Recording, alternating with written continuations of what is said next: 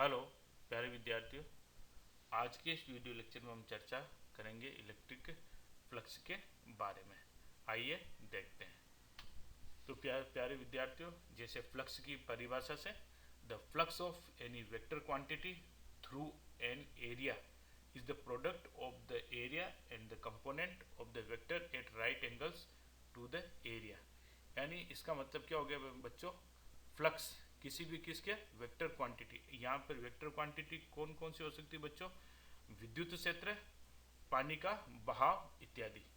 यहाँ तो इसका मतलब क्या हो गया बच्चों? यानी किसी भी क्षेत्रफल से प्रति सेकेंड गुजरने वाले पानी के आयतन या पानी के बहाव को अपन क्या बोलेंगे बच्चों? यहाँ पे फ्लक्स कहेंगे। यहाँ पे फ्लक्स शब्द है वो क्या कहाँ से आता है बच्चों? लैटिन वर्ड के यानी फ्लो से आता है, यानी फ्लो यानी बहाव से आता है। यानी किसी भी क्षेत्रफल से पर सेकेंड कितना बहाव हो रहा, वो किस चीज को इंगित करेगा बच्चों? फ्लक्स को इंगित करेगा। तो यहाँ पर आप फिर एक बार देख सकते हो, the flux of the field. Flux of the field यानी किसी भी क्षेत्र का फ्लक्स, यानी थ्रू एन एरिया, यानी उस क्षेत्रफल से, is the amount of the fluid flowing through that area, यानी उस क्षेत्रफल से गुजरने वाले क्षेत्र को अपन क्या कहलाए कहेंगे बच्चों? फ्लक्स से इंगित करते हैं। यहाँ पे नीचे आप देखिए, यहाँ पे for an electric field the electric flux is measured by the total number of lines of force that passing through a hypothetical surface. यानी यहाँ पे जो विद्युत क्षेत्र को जो इलेक्ट्रिक फ्लक्स होगा उसको किसके द्वारा बताया जाएगा बच्चों? यानी कितनी विद्युत बल रेखाएं क्या हो रही है उस हाइपोथेटिकल सरफेस से क्या हो रही है? पासिंग हो रही है। उसी को अपन क्या बोलेंगे? यहाँ पे फ्लक्स बोलते हैं। अब यहाँ से आप इसके सूत्र से आप देख सकते हो, यहाँ पे phi E is equal to the dot product of vector E and vector A.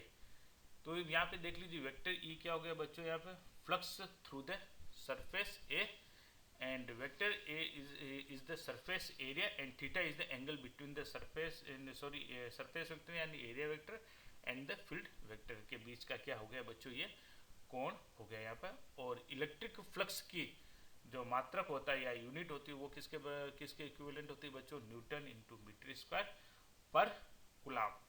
तो न्यूटन का मतलब यहाँ पे क्या हो गया बच्चों? बल भी लग रहा, मीटर स्क्वायर यानी एरिया में हो रहा, और ये कूलाम क्या हो गया? यहाँ पे चार्ज का हो रहा बच्चों। यहाँ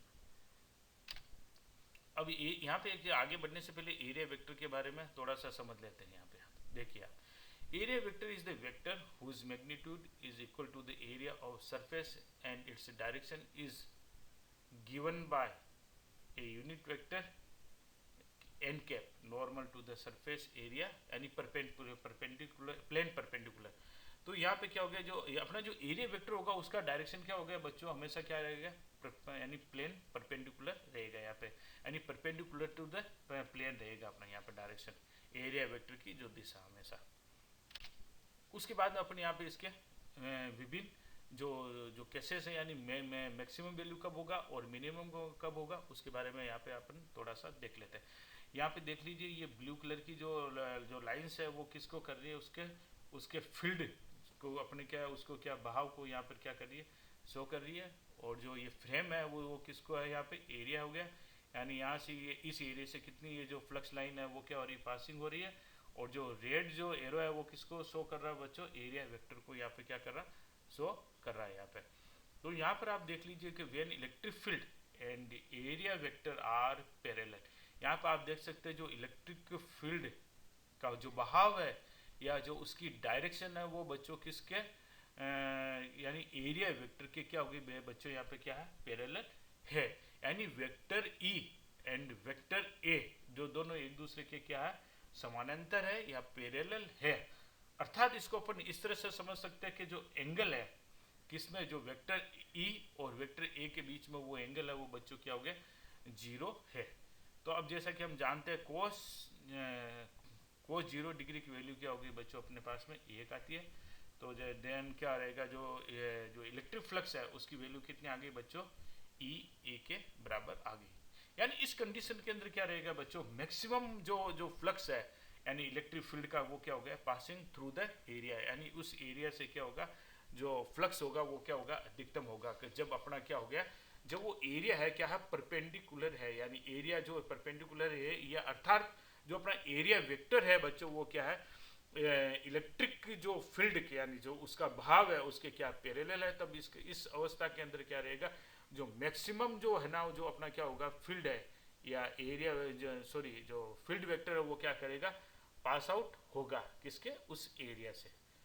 नेक्स्ट दूसरे केस में हम चर्चा करते हैं बच्चों। इस केस के अंदर क्या हो गया कि जो अपना जो एरिया वेक्टर है वो क्या है, जो इलेक्ट्रिक फील्ड वेक्टर के क्या हो गया जस्ट परपेंडिकुलर है, अर्थात इसमें क्या हो गया angle between the electric field and area vector है उसके बीच में कितना हो गया बच्चों 90 डिग्री है। और जैसा कि हम जानते हैं कि कोस 90 डिग्री का मान क्या होता है बच्चों 0 होता है, अर्थात जो इसके अंदर जो फ्लक्स होगा वो क्या होगा बच्चों बहुत ही क्या होगा न्यूनतम होगा, अर्थात इस कंडीशन के अंदर उस एरिया से क्या होगा किसी तरह का कोई क्या होगा जो फील्ड वेक्टर है वो क्या होगा पासिंग नहीं होगा उसके थ्रू दैट। तो यहाँ पे इस कंडीशन के अंदर अपने क्या हो गया बच्चों जो इलेक्ट्रिक फील्ड है जो क्या करेगा उस एरिया वेक्टर से पास होगा ही नहीं, क्योंकि जो अपना जो इसके अंदर आप देख सकते हो एरिया जो अपना एरिया है ना वो क्या बिल्कुल एकदम स्लिप मोड के अंदर है यहाँ पे बिल्कुल, यानी उसके अंदर सोया हुआ है इस केस के अंदर यहाँ पे। तो आप देख लीजिए कोई भी फील्ड है जो जो जो इलेक्ट्रिक फील्ड जो लाइन्स है वो क्या हो रही है उस एरिया से क्या हो रही है कोई पासिंग आउट नहीं हो रही है ये। तो इस केस के अंदर आप चित्र से भी मालूम पड़ सकता है अपना कि जो जो इलेक्ट्रिक फ्लक्स है उसका मान जो होगा वो क्या होगा बच्चों न्यूनतम होगा। तो इस प्रकार इस वीडियो में बच्चों आपने क्या इलेक्ट्रिक फ्लक्स के बारे में पढ़ा और समझा, और वीडियो देखने के लिए आप सबको धन्यवाद। ओके।